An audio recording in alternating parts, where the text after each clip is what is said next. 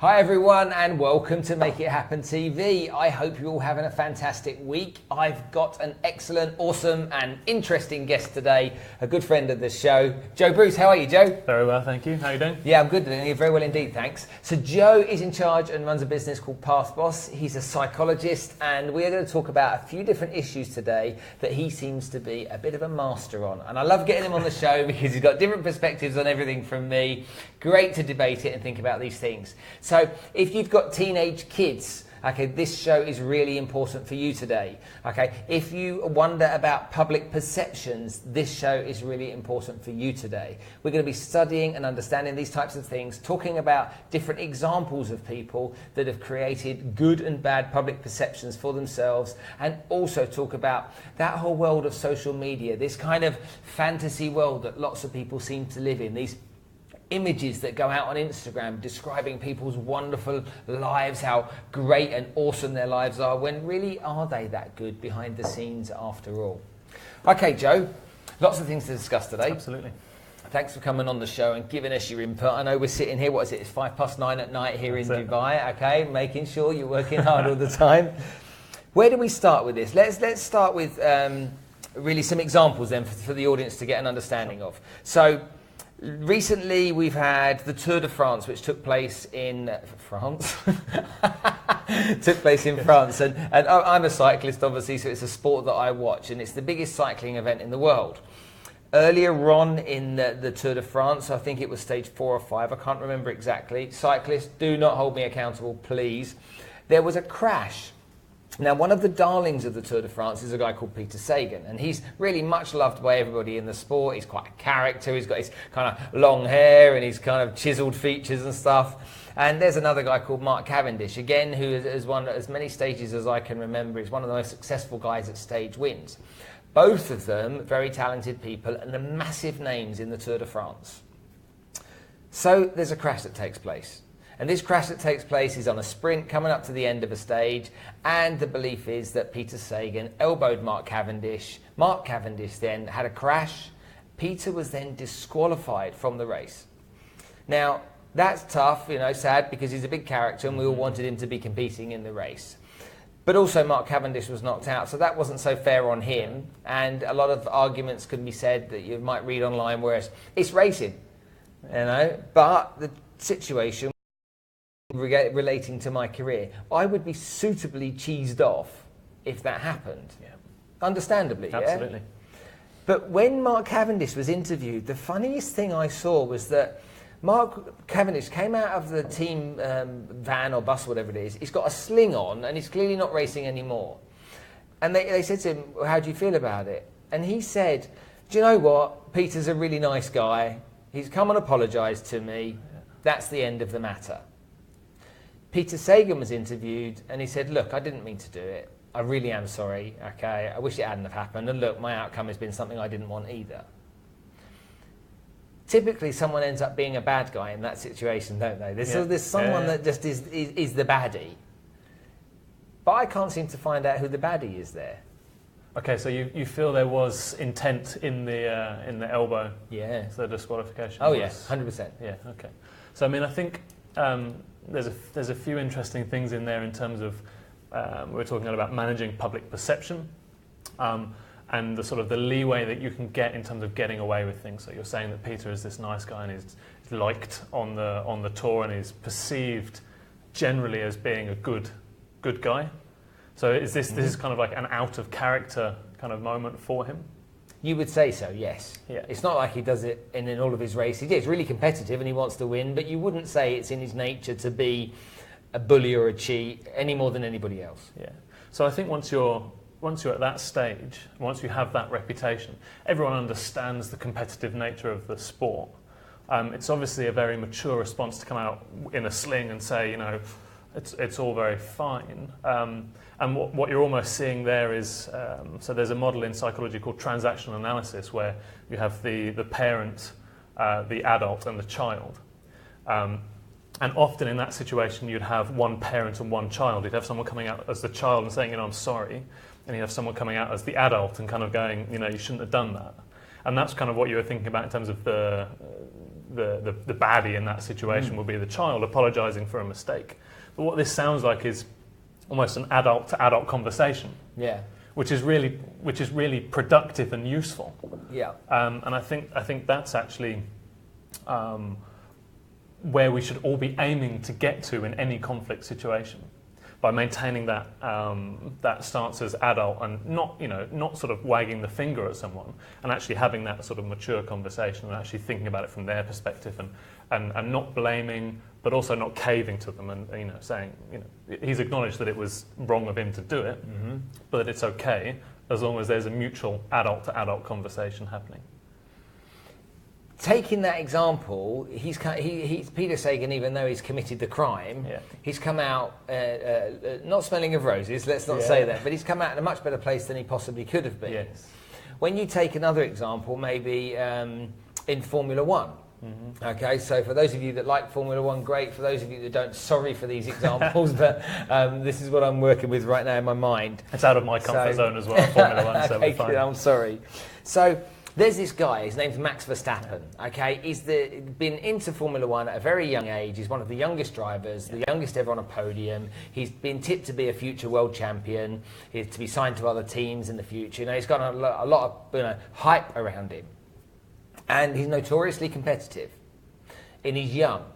And his teammate is a guy called Daniel Ricciardo. Now, Daniel is known as the darling of Formula One because he's always got a smile on his face, and he's always kind of like more of the entertainer than anybody else. He's always got time for people. So everyone likes Danny Ricciardo. They were in a race last week. I think it was the Budapest Grand Prix 2 weeks ago. And in that race, on the second corner, Max, the big rule in Formula One is never take your teammate out. Yeah. So Max takes his teammate out, says it was an accident, but the fact is he's still taking him out. Daniel, in the first lap, Daniel Ricciardo has stormed off, into the pits. He's furious. And he was interviewed straight after that while the race was ongoing. Max carried on. He was being interviewed. And his blood was boiling when the situation he was describing. I can't believe my teammate took me out. I can't believe this happened. This is outrageous. Got to the end of the race, and the first thing that Max Verstappen did, he went immediately to apologise to Danny. He apologised to him, and then he apologised on television to the team, and to the audience to say, I'm really, really sorry. Knowing his kind of nature and how he's behaved in other races, that's not natural for him to do. Typically, he'd be like sticking two fingers up and saying, well, that's kind of tough. But in this case, he did exactly the right thing because that was the right thing. Now, the response from Daniel Ricciardo when he was interviewed after that is, Max come and apologised, the matter has been dealt with in a professional way, and as far as I'm concerned, the matter is over, and let's hope it doesn't happen again. Where Mark Cavendish kind of quite liked Peter Sagan, and they were kind of friends before, there's clearly not a friendship there. They get on professionally, but there's not a friendship there. Max, again, as the youngster in the sport, has come out of it in a better position, I think, than maybe a lot of people would expect because of that honesty and that willingness to go up and say, look, I've done wrong. And sometimes we forget, don't we, how important it is to sometimes just say, I've done wrong, and I put my hands up. Not because when sometimes people do that, they do that with like an excuse in there as well, don't they? I'm sorry, but. Yeah, I'm sorry, but. Yeah, I'm really, really sorry, but it was. And then it takes away the apology, doesn't it? Absolutely. But he did the right thing. When you relate that type of story and understand that, and you put that into a business environment, how fitting is it that people do that and behave in that kind of way and do that type of thing to kind of clear their name from loads of backstabbing and lots of other things? Yeah. Well, I think there's a lot to unpack in that. And I think in a business context, obviously, trust is so important in a relationship, and it's important that people believe they're in a win-win sort of situation. Yeah. You don't want to be in an environment where you think that someone is trying to get one over on you. And for me, with a history as being a consultant, I know that it's very important that if you do make a mistake, that you contact the client and you say, this has happened. Terribly sorry that this has happened. These are the steps that I'm going to take in order to rectify that for you.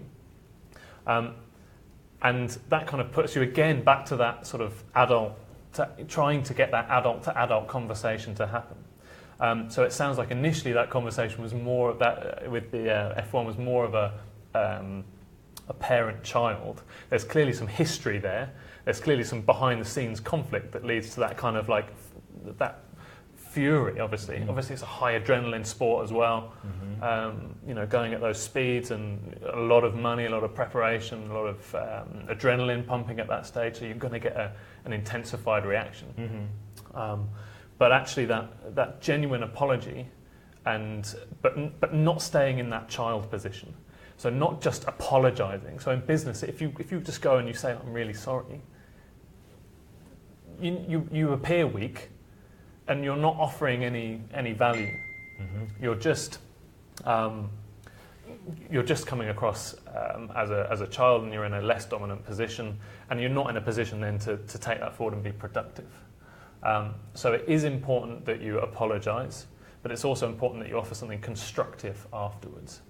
And if we take that into a different environment, so if we take that into a political environment, the thing that really bugs me, and I'm sure it bugs other people as well, is when a politician says that they're sorry, but then there's no evidence, or there's no evidence of any change in behaviour. No compassion. There's no empathy. So if you don't believe them when they're saying it, So there's two things: the way that they are able to convey their apology, whether it appears to be genuine or not, and then there's the follow-up of, I've said I'm sorry for this, and the action that I'm going to take to demonstrate that I'm sorry is this, this, and this. Give me an example. So, Theresa May, so the UK's British Prime Minister, possibly is one of the worst communicators that I've seen in politics. I almost feel like she doesn't belong in that top seat, even though she's, I'm sure, more than qualified and experienced and has all the nous to understand what's going on, and probably has economics experience, and she seems like she knows what she's talking about. And yet when I listen to her speaking, I can't buy into her. I can't believe what she's saying. And I also don't see that compassion in her politics either. So in the actions that followed the fire that occurred, the Grenfell Tower. The Grenfell Tower fire, her actions demonstrated a lack of compassion.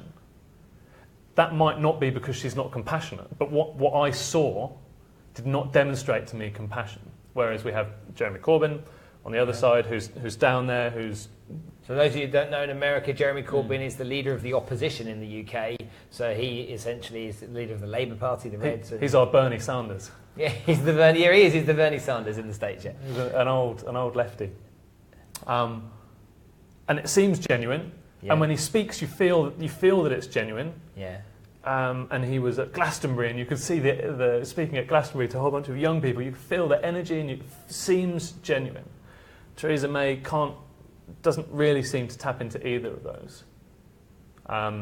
So then, when you've got somebody like that, so a highly qualified person, let's just put that into a business context. Yeah. Highly qualified person, which there are many, okay, that has essentially earned the right to go for that job. Yeah. You would say, in all those years in public service. If you compared that to a business environment, that's essentially the chairman of a company or the CEO of a company that might really care about everybody. Yeah. But he's outwardly displaying that actually the people don't matter. Yeah. So there's a few examples. You can think about Steve Jobs as an example, or Elon Musk, people that are sort of undeniably known for being experts in their industries. Yeah, brilliant, yeah. Phenomenal minds, not necessarily the best at dealing with people. Elon Musk is a phenomenal example because he's said in interviews that he really struggles with that interpersonal side of things. He spends all of his time thinking about conceptually how to save the world. Mm-hmm. So to say that he's not compassionate, doesn't care, would be ludicrous. Be ludicrous. Yeah. But then you hear the way that I mean, even in his autobiography, the most recent one that I read, I think there's a few, but you hear the way that he's treated some of his staff, and it's, you know, on the face of it, it's appalling. But he doesn't really know how to connect with people or to convey what he wants. Sometimes he just takes over and does it. And in his position where he owns his own organisation, he's able to do that. Steve Jobs obviously was sort of lost out on the basis of not being able to hold those relationships. And you can look at people like Barack Obama, who are at the opposite end of the spectrum, politically could probably almost get away with anything because they're so likeable. He presents himself so well that the public and people on a one-to-one level will forgive you for your failings if you have demonstrated or you can convey that you're compassionate and that you care about them and if you connect with them. We forgive people that we like, and we like people that we can relate to. And I can't relate to Theresa May because I feel that she's cold. So there's nothing for me to hook onto and say, well, I like her because. But wasn't that? I mean, you're clearly not on your own because that was the criticism straight after that fire. You know, she went. The two leaders of each party. One went down to see the police and the fire services. Again, a good thing to do. Yeah. And the leader of the opposition, Jeremy, went down straight to the people to see what he could do with the people. And it was the people who had the voices. Yeah. Because the fire service weren't going to speak, were they? They weren't going to tell the world Theresa was awesome because it wasn't their place to do so. But the victims and the victims' families were the people that felt Jeremy Corbyn doing his thing. And what has that happened? What has happened from that? His rise in popularity has continued to grow because people feel they can identify with him. Yeah. And when you feel you can identify with someone, there's almost like he's just like me, or he's a bit more like me. Absolutely. Yeah? Whereas we see this. Well, we had Margaret Thatcher many years ago. This kind of like this very strong, determined, fierce almost lady, and it's almost like Theresa May is almost like a modern day, very watered down version of that mentality. Yeah. And maybe Maggie Thatcher was a different generation, a different time when people thought a little bit differently. Yeah. But for sure, Theresa May suffers that problem. How does she change her public perception? How does someone like that, go from where she is and say, right, I'm going to have a rethink. I'm going to restyle my mind. I'm going to restyle my image, because a lot of them do this kind of stuff. You've got, Donald Trump as a great example. Hillary Clinton is a great example. Boris, just failing to change. Yeah, absolutely. And then you've got, if Theresa was going to win over the audience, what would she have to do? So again, those two things, the way that she's able to communicate with people needs to improve, because, like it or not, people are shallow, and what we see is often, 90% of how we perceive somebody. We're not going to dig deeper. Not many people are going to read the manifesto. Not many people are going to really try and understand how she's different to the rest of the party. Yeah. Not many people are really going to try and understand whether she had compassion for the people in Grenfell Tower or not. They're just going to look at what they see her say, and they're going to make a judgment, which is what we do as human beings, which is fine. And I've seen her in some interviews trying to humanise herself.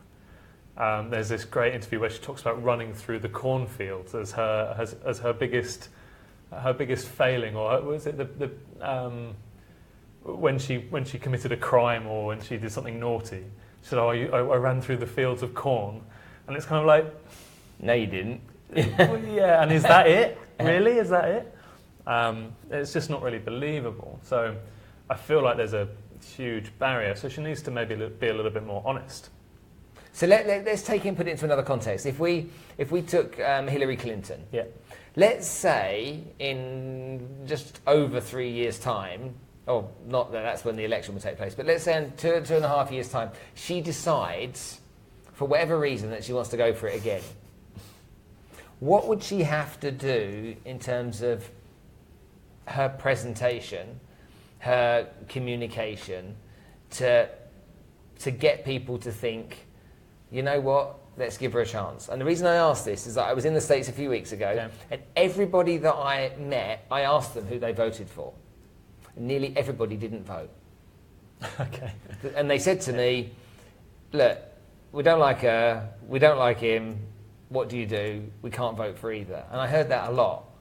Now, I'm British and also have this whole issue with guns. I'm a little bit like Piers Morgan and I have issues with people having guns. But I asked that question as well, which I'll cover on another day. But tell me, what you know, if you were advising her, she had employed you and she said, right, I'm going to go for it. What do I need to do, Joe? That's a big challenge. I genuinely don't think that's a situation that she can turn around, having seen what I've seen in the States. I genuinely don't think it's possible, because if you look at the history was what determined how people responded to her.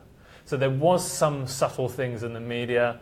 I saw a great analysis of she wasn't even trying to relate to people, but someone asked her what she carried around in her handbag, and she said she carried around hot sauce, which in America is this like massive thing, and she could have massively like played up to it, and it almost felt like it wasn't real, because of the way she presented it. It was like she was trying too hard, but it was just her trying to be genuine, but it was just awkward, just like Theresa May is awkward, and I feel like that would be one thing, but I still don't think that would be enough. I think with the history, with the scandals that get raised time and time again, the transactions of money, I feel like that barrier would be too much for her to overcome.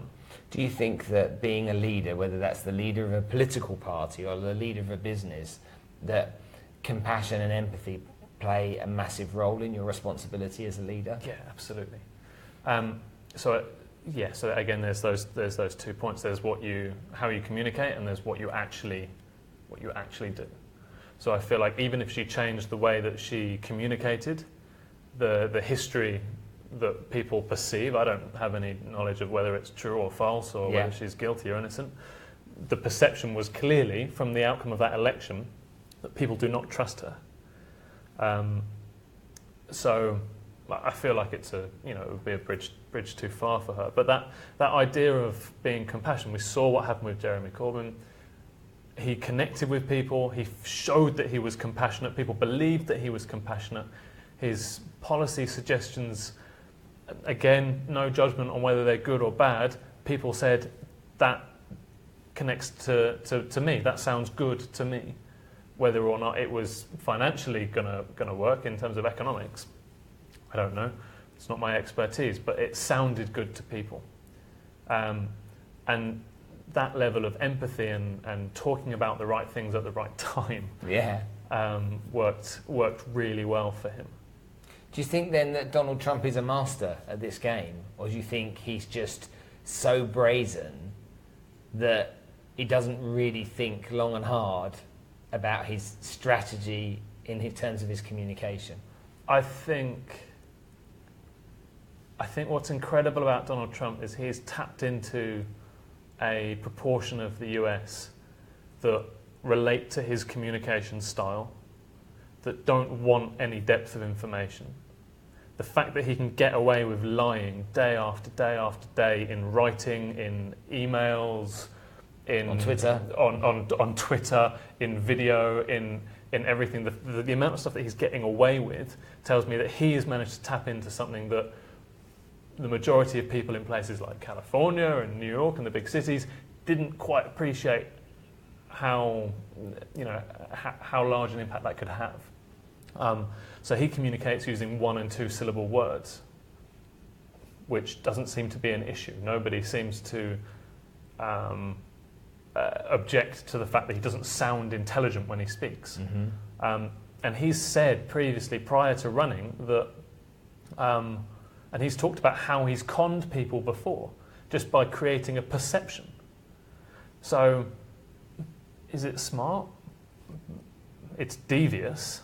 Maybe it is. Maybe you'd consider it smart. I don't know. I don't like it because I feel like I can see through. I feel like on this one, I can sort of make a judgment call, and I don't feel like he's doing the right things. But he seems to have found a way to deceive a lot of people. Okay. We're going to go on and talk in another video about the Mr. Conor McGregor and Yes. Floyd Mayweather, which is a really interesting subject. Can't wait for that. So yeah, so when we get that one done, you'll be able to see that, guys, and look out for it because it's going to be quite interesting. Not a lot of people in my audience will know your company. Mm-hmm. They'll know what you do. They'll have seen some of your stuff with a video you produced with me before. Can I ask you to introduce the name of your company, what you've done, what your background is, and why you do what you do, so that everyone can know more about Joe? Because I know Joe, and I think he's brilliant, okay, at what he does and what he knows. But maybe you don't. So, what's the name of the company? So the company name is Path Boss. The concept behind the company is that there are too many people working in jobs that they don't enjoy. They feel like they're almost stuck in a rut. They know that there's more potential out there. And the purpose of my company is to support people through career transitions, to go from a place where they don't know what they should be doing, or they don't know how to make that transition, and to support them work out what they should be doing, and then also to support them in terms of interviewing, writing CVs, and some of the more practical side of things. But predominantly it's the psychology behind who am I, and therefore what should I be doing with my life. You released a video, I think last week, about the people that have that, they look forward to Friday. The Friday feeling. The Friday feeling. And it struck me really, really strongly, because they're the people that I'm concerned for, and they're the people that I'm looking to support. Because it's the people that are waiting for those 2 days of the week in order to live their life. And they're almost like buffering, just sort of waiting to get to that point where they can relax and start enjoying life. And that's not how it should be. There are too many opportunities. There's so much flexibility now in the way that people can approach their careers. We're going to be working for longer than any other generation has ever worked, and so there's no reason why people can't have 2 or 3 different careers in their life. Yeah. And there's so much information, there's so many tools available to support people through those transitions, that there's really no excuse to be stuck in a job that you don't enjoy anymore. Can you give me an example, okay, mentioning no names, of someone that you can talk about, and give a real life example of someone that went through that type of journey? Yeah, sure. Okay. So I've coached a lot of people one-to-one. There was an individual that I coached. She was very unhappy in the organisation that she worked for. She didn't feel motivated. She felt like she wasn't, partly because she wasn't being treated particularly well. So there was a bit of a conflict there. But again, as we talked about earlier, if everything else is aligned, if you're being treated well, you can kind of get away with a few things that aren't quite right. But she didn't have the support from her managers. She wasn't feeling like she was growing. She didn't really feel like she was contributing towards anything, which was a big sort of deeper value for her. And her personality didn't match the role that she was doing. So she was doing a lot of structure, detailed sort of organisation of things, but she wanted to be a little bit more creative. She had more inside of her. She wanted to be going out, interacting with people, creating things, working conceptually, doing some design work, and those opportunities just weren't there. So it wasn't playing to her strengths. It wasn't giving her energy in terms of her personality, and it wasn't tapping into her core values. And so when I worked through those 3 areas with her, worked through her values, her personality, and her strengths, and wrote down kind of like an ideal day in her life. What would it look like if she had the opportunity to change career into a fictional career? Yeah.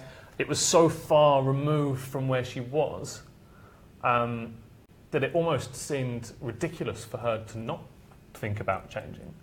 And she did. She quit her job and moved into a smaller company that had more flexibility. She had more exposure to different roles, and she's grown in that position, and she's had that flexibility and that creativity. Different management. Yeah, there's been challenges. However, those challenges are acceptable because of the energy that she can get from doing the work that she now enjoys doing. How does a company Because who's made the bad decision here when she starts working at the company in the first place? Is it her that's made a bad decision, or is it the company that's made a bad decision because they've not invested enough time learning? Let me tell you the reason I asked this. There's a company in the States called Zappos. Okay, and Zappos is the world's largest online shoe retailer. Okay. I went to their head office in Las Vegas. It's owned by a guy called Tony Hsieh, and Tony Hsieh is a billionaire. Okay, he lives in an Airstream caravan, and he has got 2 llamas in his back garden. Excellent. Absolutely true story. Their offices are like nothing I've ever seen. But it takes people on average 8 months to get a job there. The recruitment process is that long because Tony's number one priority is company culture, and he wants people to fit. Everybody, when they start working with the company, has to spend a month in customer services, on the phones. Doesn't matter whether you come in as a financial director, as a barista. That's what you have to do for a month. Yeah. But he won't employ anybody straight away. And also, in the first month, if they don't fit, he pays them $2,000 to leave. Okay. And that $2,000 is to say, guess what? You've identified that you don't fit. I'd rather give you some money to go and you feel okay about it and be okay to find another job, okay, than stay here and not fit. Everyone can do what they like to their office desks. They can wear what they like, okay? It's really random. There's all kinds of wacky stuff in the office, as much as some people sit there on a very clean, plain desk, and some people it's just madness. There's one guy that takes in different colour shoes every day, and he wears different colour shoes around the place, and it's just really funky and fun. And everyone can work on whatever projects they want to work on, charity-related products. There's a lot of sense of fun in that environment. That to me seems like a company that takes it really seriously. Yeah. Zappistas is what they're called when they join the company. Okay. And I look at that and I'm like, wow, that's a long time to take to employ people. But then the story that you've just shared is a story that with my coaching, I hear all the time. Yeah. People are in a job, they don't like their boss, or they don't like the company, or they don't know what they're doing, and they don't know what to do. They might not like it, they might not hate it, it's just not perfect, it's not right. And there's a voice in their head, and that voice in their head is telling them to do something else, but they won't act upon the voice. So invariably they stay there, and they actually become less effective in their role. So they become less valuable to the company. They're unhappy doing what they do, and hence the Friday feeling. Yeah, absolutely. Which is not what you want, and you don't want a workforce that is waiting for the weekend. Yeah. You don't want that productivity to dip on a Friday afternoon. Yeah. Or you don't want to see people looking miserable on a Monday morning. So I'm working on a consultancy project at the moment. We're creating a high potential program for some top UAE nationals. Which is very exciting. One of the principles we're working on is to make it hard to get onto the program and easy to get off the program. So this idea of it takes 8 months to get hired into this company, and it has to be the right fit. But if you want to leave, if you don't fit, we'll pay you to leave if it's not going to work out. That kind of seems to have the same kind of principles. Whose fault do I think it is, was your initial question? Probably a little bit of both. But ultimately, an individual making a decision to try and get a job, if they don't have a job, is it a step up from where they currently are? Are they unemployed and therefore they'll take any job? Is it their fault? No. A lot of times they're driven by got to pay the bills. That's just a perfectly reasonable thing to do, to try and get a job, even if it's not the perfect job. In fact, most people don't expect to get the perfect job. So I think that's fine. For the organisation, how desperate are they to find somebody with that skill set? So there's... Yeah, but this is what's interesting to me. Is it skill set? Because I think lots of skills can be learned. If you put into a group of 10 people somebody that had a similar kind of personality, enjoyed the same kind of things, got excited about talking about the football schools or whatever it might be, the Formula One, that enjoyed that environment, I'm sure they could learn those skills that they may not have much easier. But you put someone into an environment with the skills and they don't fit with the people, then it doesn't matter what their skills are to me. Yeah, you're absolutely right. I mean, you've run your own business, so you've seen this firsthand. I've been working for 8 years as a leadership consultant in the Middle East. A lot of that time is spent doing leadership assessments and employee assessments. And what we're often battling against is The organisation will do a technical interview and they'll say this person has the skills. I've seen their CV. They can tell me exactly they know the skills that they need. We go in and we do a behavioural assessment. So we watch them in a group exercise or we do a one-to-one interview with them and we pick up on some of their behavioural qualities. Yeah. Or you could do a personality assessment to see if they match the culture of the organisation or the particular role. So is it going to be a good fit?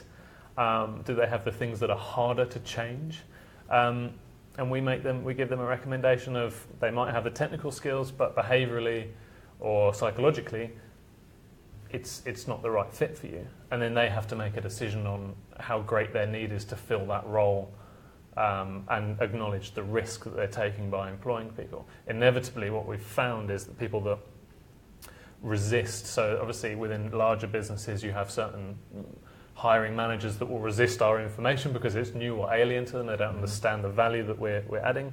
They will make a hire based on the technical skills, and then 6 months later we hear that they're hiring for that position again. It's happened numerous times when our suggestion and recommendation has been ignored, and it's no surprise to me to think about that. So what about your experience then as a hiring manager for your own business? I think that I've made all of the mistakes that every employer could make, and I've got lucky with some people. Some people I feel. I make hasty decisions, and so that's probably, my belief is if you make a bad decision, you can always make a new decision. Whereas Tony Shea is, let's not make a decision until we're sure. and I have to respect that. There's people that I've employed over the years that I could have sat down with you and I would have convinced you so strongly that that person was the right person for the role that you would have left our conversation going, got to be right. But they absolutely weren't right for the role. They weren't the right personality, and they weren't necessarily the right person to fit in the group. But I do believe in creating a gang. I'm a big fan of having a gang. Sorry, I just dropped one by my microphone.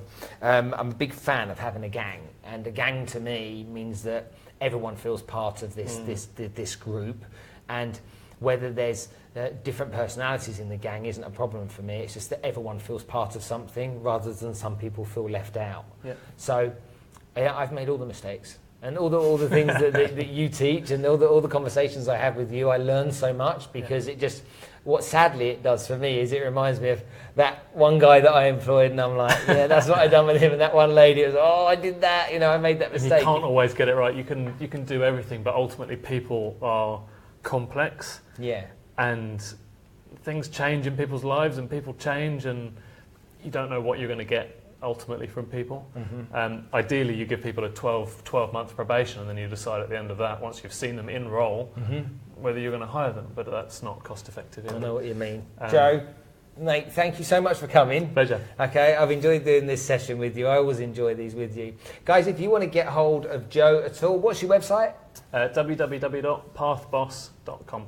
Okay, and you can find you got your webpage on Facebook. You're out there. You're on social media platforms. Absolutely, yeah. Okay, we were going to talk about social media, but the video's gone on a bit long today because we've been into other subjects. But we'll come back and do another live with you, and we'll talk to you about the issues for your teenagers with what goes on out there. Okay, these images and these lives that people lead. Okay, online compared to what they really lead on offline, should I say?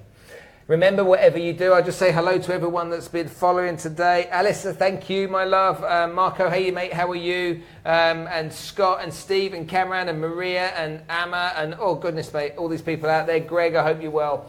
Guys, thank you so much for listening in. I hope you've enjoyed it. Whatever you do, make sure, maybe if you're in Dubai tomorrow, if you're in the UK tomorrow, and if you're in the USA right now on the West Coast, you get out there and you make it happen. See you soon.